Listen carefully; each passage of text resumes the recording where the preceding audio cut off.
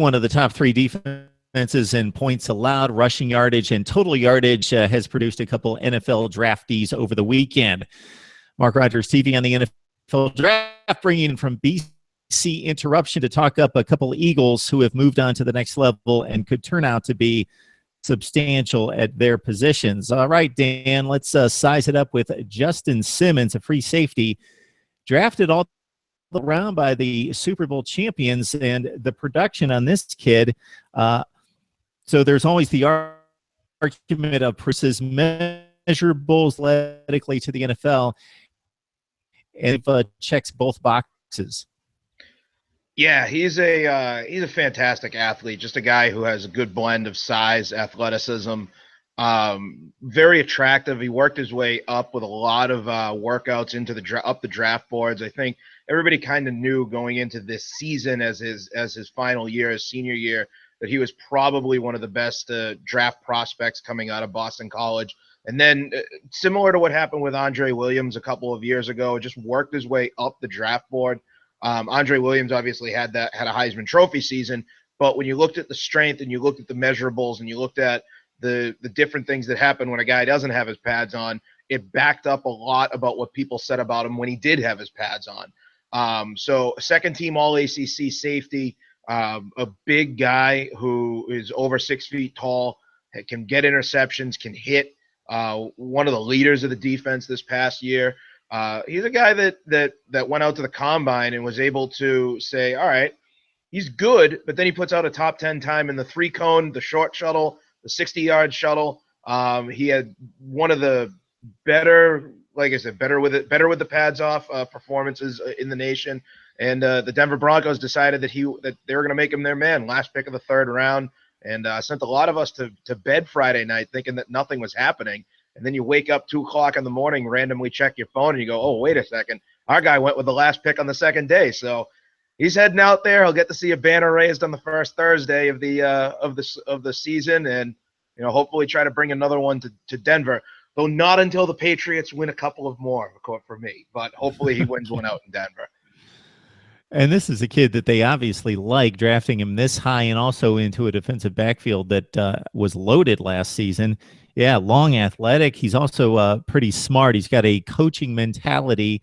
He coaches a Pop Warner team on the side, so he already is thinking in that direction. You mentioned the interceptions, 5 last season, and he comes up and supports the run, 76 and 67 tackles his last 2 years at BC.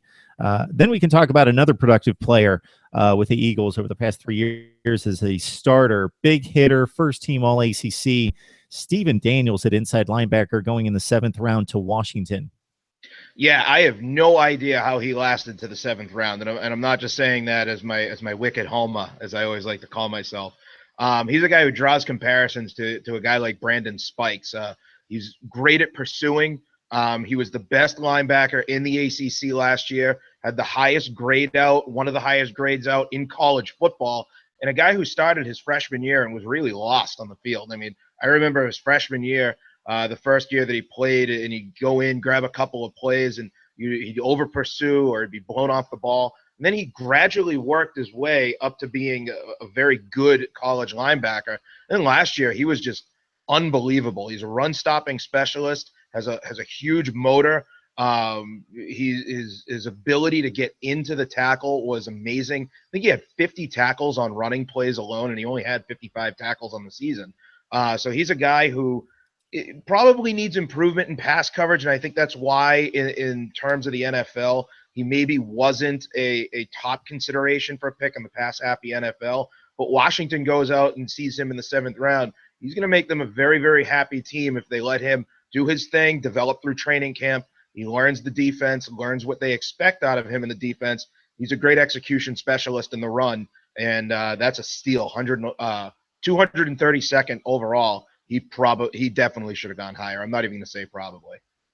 Hey, Dan, to your point here, let's skip the freshman season because he did get a handful of starts, had like 25 total tackles. Then after that, he really proved himself. 88 total tackles, 5.5 tackles for loss, 3 sacks. As a sophomore. Then the next year, 71 total tackles, 7 tackles for loss, 1.5 sacks. Then he just exploded, which really the total tackles didn't go up significantly. But in regards to him making plays, diagnosing plays, getting into the backfield and making what are drive-changing plays that put offenses behind the sticks and cause them to punt the football. You mentioned the 55 solo tackles, 82 total. Then he jumped to 16 tackles for loss and 6 sacks. So he went from making 7 or 8 plays behind the line of scrimmage those other seasons to making 22 plays behind the line of scrimmage as a senior. So he really upped his game and finished in the top 25 all-time in the ACC in total tackles. So very impressive career from Stephen Daniels, and we'll be rooting for him to lock on with the Redskins and make an impact.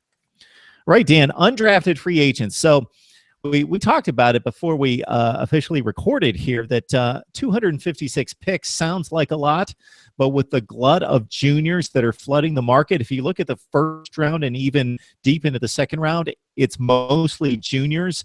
It's not a whole lot of spots when you talk about 65 to 70 teams that play Power 5 football and then all the rest of the FBS, the group of 5. That's a lot of players out there. A lot of productive players don't get drafted. So you got a lot of undrafted guys that are scrambling to can't find a team, lock on with somebody. So you've got a few of those guys from BC.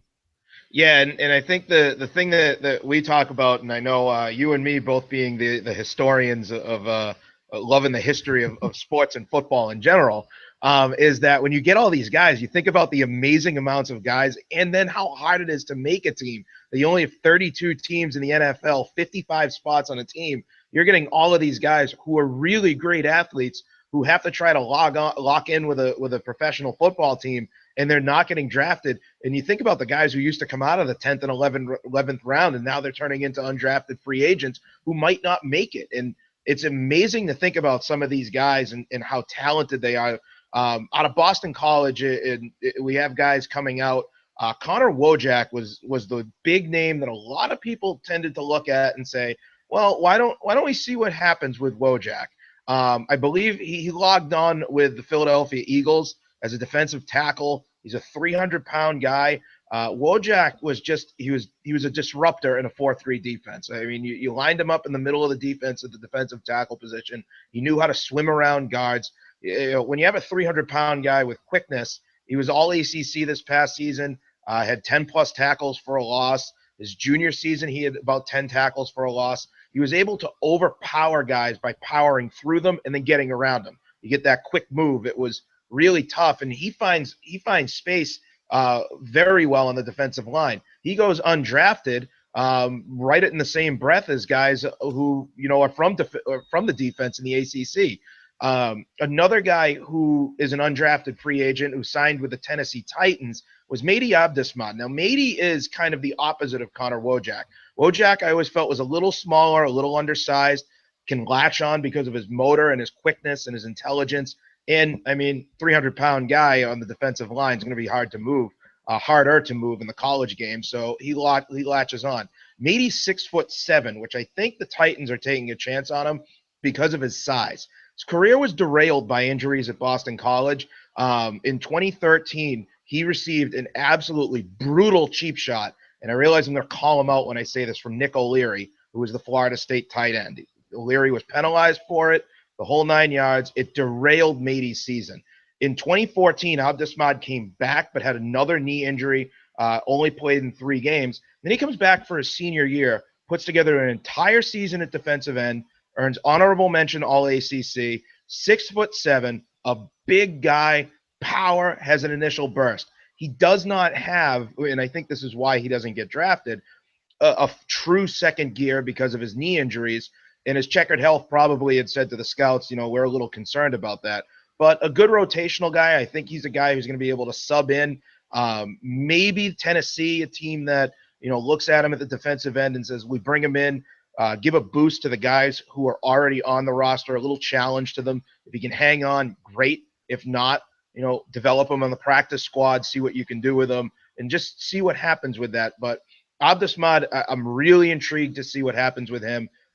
Would make a great story if he can put it together in his knees and stays healthy and in the whole 9 yards.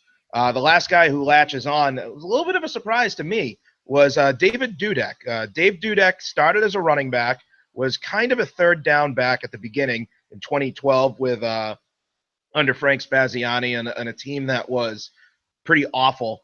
He made 3 starts in the backfield, but he established himself as kind of that third down pass catching option, makes 20 catches that year, and then never really took the next step. The next couple of years, he didn't appear for whatever reason with the emergence of a couple of guys. I got my notes here. He became kind of a specialist when Andre Williams came up. As a junior, he got hurt, but then came back and made a touchdown catch in the bowl game against Penn State, but they really moved him at that point to a wide receiver position. He's not big enough to stay as a wide receiver at the NFL level, and honestly, I don't think he's quick enough to stay as a wide receiver at the NFL level. But what you're gambling on, and Seattle does a very good job of undrafted free agents, taking a look at those guys, is finding guys who can gain extra yardage, maybe put them back in the backfield, swing them outside, a Danny Woodhead type player, a poor man's Danny Woodhead, if you'll excuse the term, can be a little bit of the workhorse that Seattle looks for out of their backfield to say, let's give this guy a shot and see if he can surprise some people, because he's not very big, he's not very fast, but maybe those are the guys that you need to try and get low to the line and score through. All right, Dan Rubin from BC Interruptions setting us up for Boston College in the NFL for the next few years with, in particular, Justin Simmons, who we expect to be a player with the Broncos. Stephen Daniels could surprise for the Redskins, and also those undrafted free agents. So, Dan, always appreciate Hey, always.